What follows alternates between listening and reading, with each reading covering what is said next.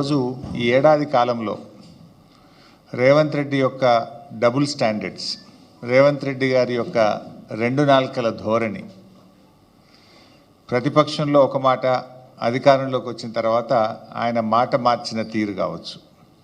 Even కొన్ని సందర్భాల్లో ముఖ్యమంత్రిగానే ముందొక మాట తర్వాత ఒక మాట, అంటే ముఖ్యమంత్రిగా బాధ్యతలు చేపట్టిన తర్వాత కూడా ఆయన మాట మార్చిన తీరు.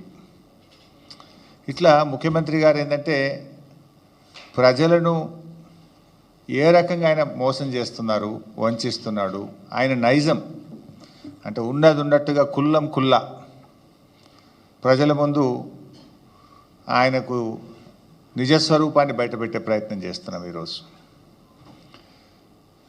మనం జనరల్గా రెండు తలకాయల పాము గురించి అందరం విని ఉంటాం కదా. రెండు తలకాయల పామును చూసి మనం చాలా భయపడతాం,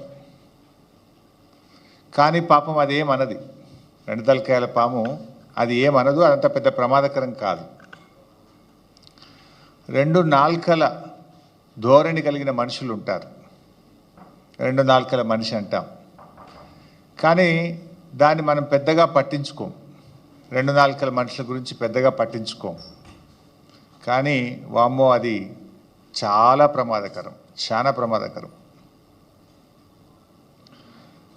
అయితే ఈ రెండు నాల్కల వైఖరికి ఎవరు నిదర్శనమని రాష్ట్రంలో ఎవరిని అడిగినా కూడా స్పష్టంగా నిస్సందేహంగా చెప్తారు. ఆయన ఎవరు అంటే రేవంత్ రెడ్డి, మన రాష్ట్ర ముఖ్యమంత్రి. డబుల్ ఎడ్జ్డ్ నైఫ్తోనైనా కొంత జాగ్రత్తగా ఉండొచ్చు, కానీ డబుల్ టంగ్ లీడర్లతో చాలా డేంజర్, సమాజానికి చాలా నష్టం వాళ్ళతో. డబుల్ స్టాండర్డ్స్ అంటే ఒక విషయం పైన నిన్నొక మాట మాట్లాడడం, ఈరోజు ఒక మాట మాట్లాడడం, రేపు ఒక మాట మాట్లాడడం, ఇది డబుల్ స్టాండర్డ్స్. నిన్నొక మాట, నేడొక మాట, రేపు ఒక మాట. ఇందులో రేవంత్ రెడ్డి గారు పిహెచ్డి చేసిండు, మాట మార్చడంలో, పూటకో మాట మాట్లాడడంలో పిహెచ్డి చేసిండు రేవంత్ రెడ్డి గారు. ఉల్టా ఇంకా మళ్ళీ ఆయన్నే అంటాడు, దబాయిస్తాడు. ఎవడా అన్నది, ఎవరన్నారు ఆ మాట అని ఉల్టా దబాయించి ముచ్చటగా మూడో స్టాండ్ చెప్పగలిగిన నేర్పరితనం కూడా రేవంత్ రెడ్డి గారిలో ఉంది. ఇవన్నీ నేను ఉత్తగా మాటలు చెప్తలేను, మీకు అన్నీ ఆయన నిజస్వరూపమే బయట పెడతా. వాటం తీరు మాట మార్చడం, పూటకో పార్టీ మార్చడం కూడా రేవంత్ రెడ్డికి వెన్నతో పెట్టిన విద్య. ఒక పార్టీలో ఉంటూ మరో పార్టీ అగ్రనాయకులను రాక్షసులు అంటాడు, మళ్ళీ అదే పార్టీలో చేరి దేవతలు అంటాడు. రాక్షసులు అన్న నోటితోనే దేవతలని కూడా పొగుడతాడు. సిగ్గు ఎగ్గు కానీ సంకోచం వ్యాకోచం ఏమీ లేకుండా రెండు తీర్లు కూడా కంఫర్టబుల్గా నిస్సిగ్గుగా మాట్లాడే తత్వం రేవంత్ రెడ్డిది. సో ఏడాది పాలన పూర్తయిన సందర్భంగా ఈ ఘనత వహించిన మన రాష్ట్ర ముఖ్యమంత్రి రేవంత్ రెడ్డి గారి డబుల్ స్టాండర్డ్స్కు సంబంధించిన కొన్ని విషయాలను శాంపుల్గా మీకు చూపిస్తాను. చూపించాలంటే ఇంకా చాలా ఉన్నాయి. ఇప్పుడే కూర్చుంటే మా లక్ష్మారెడ్డి అని ఒక 10 కొత్త పాయింట్లు చెప్పిండు నాకు. నేను కొన్ని ఇవాళ చూపిద్దాం అనుకున్నా, కానీ గిదున్నది అని కొత్తవి చెప్పిండు ఇప్పుడు నాకు.